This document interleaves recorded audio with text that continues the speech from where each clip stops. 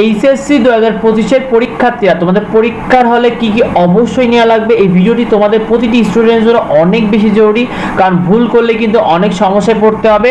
শিক্ষার্থীরা তোমাদের এইচএসসি 2025 পরীক্ষার হলে কি কি নেবে, দেখো একটি বড় ফাইল নেবে যাতে উপর থেকে ভেতরে কি আছে সব দেখা যায়, অর্থাৎ সাদা যে ফাইলগুলো রয়েছে যেগুলো ভেতর থেকে সব দেখা যায় এরকম একটি ফাইল নেবে।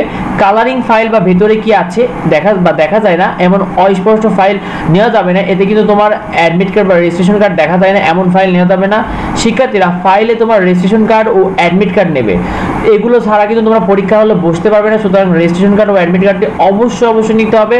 শিক্ষার্থীরা কলম রাখার জন্য একটি বক্স অথবা ছোট ফাইল কিনবে, এটা অনেকেই ভুল করে, কারণ অনেক সময় হয় কি কলমের কালি পেছন থেকে বের হয়ে তোমার অ্যাডমিট কার্ড ও রেজিস্ট্রেশন কার্ড নষ্ট হয়ে যেতে পারে, সুতরাং অবশ্যই এই ভুলটি করবে না, একটি ছোট বক্স অথবা ছোট ফাইল কিনতে পারো কলমের জন্য।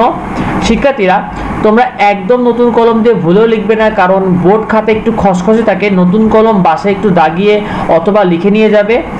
প্রশ্ন লেখার নাম্বার লেখার জন্য তোমার নীল কলমের কলম ব্যবহার করতে পারো, অর্থাৎ যেমন 1 নম্বর প্রশ্নের ক, 1 নং ক এই ধরনের বিষয়।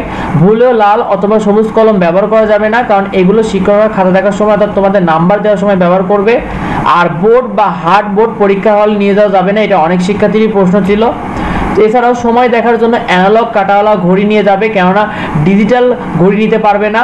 পেন্সিল, রাবার ও কাটার নিতে ভুল করবে না, কারণ প্রশ্নের ওপর কলম দিয়ে লেখা বা দাগানো কিন্তু নিষেধ, তবে পেন্সিল দিয়ে দাগিয়ে আবার রাবার দিয়ে মুছে নেবে।